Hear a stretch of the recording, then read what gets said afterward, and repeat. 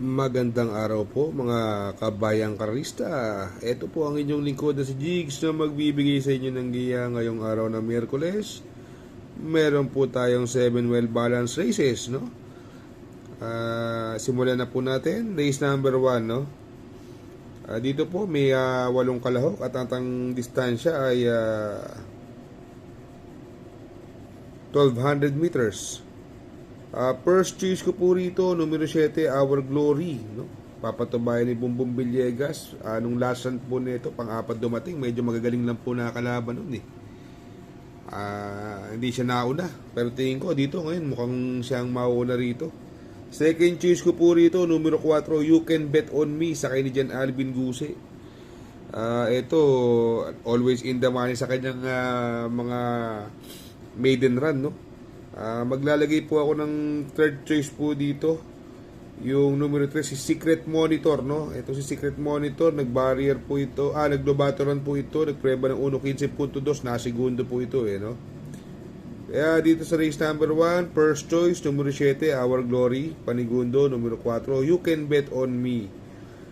Third choice, Tapandiado, numero 3, Secret Monitor. Sa race number 2 naman po tayo, no? Dito po, meron po tayong siyam na kalahok at ang distansya ay 1200 meters. Dito, may siyam na kalahok, no? Mga bagong maiden horses, no? Na tatakbo. Medyo hindi magaganda mga prueba ng mga kabayo dito, mga bago. Pero ako, first choice ko, numero 8, Mighty Bell, sakay ni Jackie Christian Garganta, no?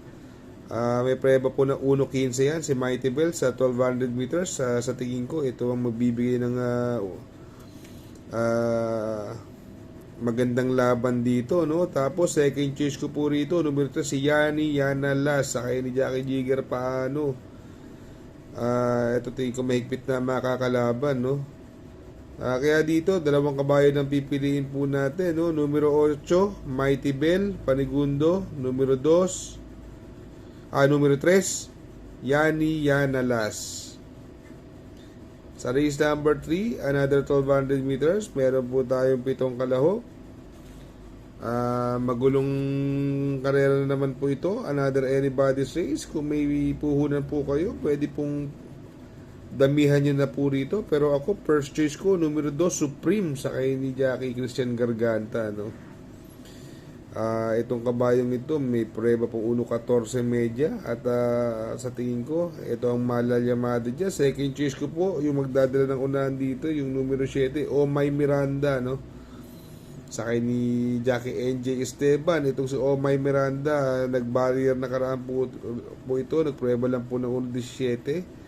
Pero tingin ko may panalo po ito, Oh My Miranda, no? Kaya dito sa race number 3, first choice, numero 2, Supreme. Second choice, numero 7, Oh My Miranda.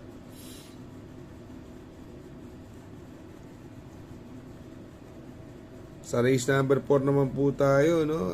Dito, another 1200 meter race. Meron po tayong 11 kalahok.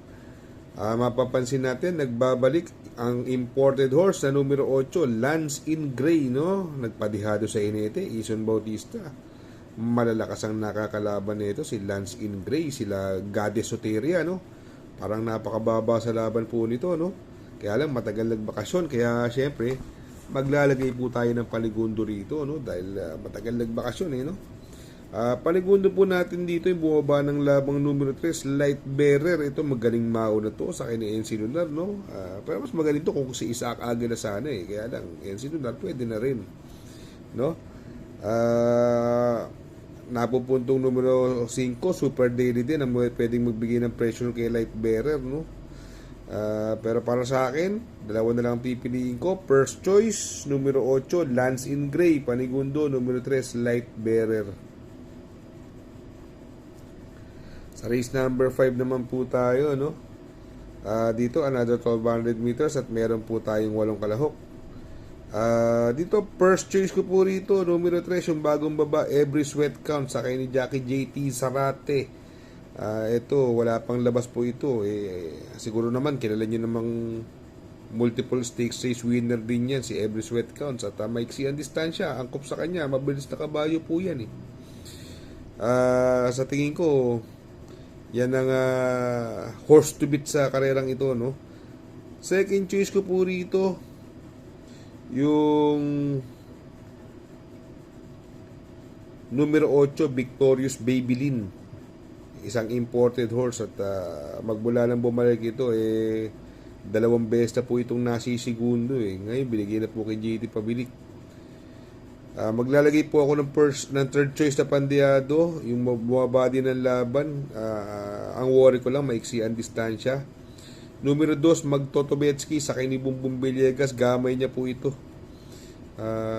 Malalakas ang nakakalaban po nito, sila open billing. Si Magtotobetsky. Kaya dito, sa race number 5, first choice, numero 3, Every Sweat Counts, Panigundo, numero 8, Victorious Babylin, Pandiado, numero 2, Magtotobetsky. Sa race number 6 naman po tayo, another 1200 meter race, at dito meron po tayong 7 kalahok, no? Dito, tingin ko, maraming may panalo rito, pero first choice ko, ito laging bitin ito magdadala ng unahan, yung numero 4, Yana Special, sa kay ni Jackie Uno Hernandez na binigyan sa quality hinete, no?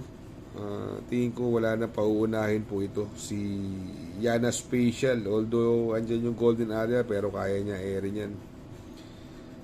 Tingin ko magbibigay ng magandang laban po dito yung bagong baba sa laban, numero 5, si Anyo 90 Isais, no? Sa tingin ko yan po magbibigay ng magandang laban dyan.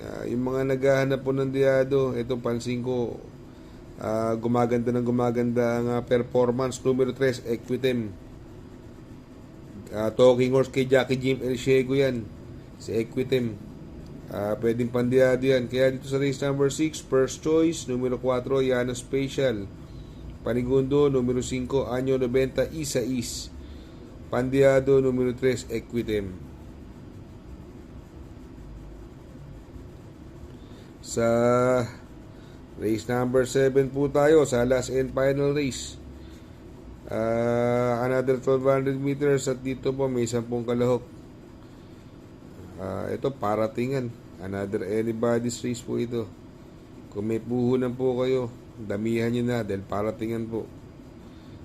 Ito bagong baba, numero 1, World Isn't Enough, isang matuning kabayo sa kay ni Jackie JB Pulitro. Napakababa sa laban po niyan.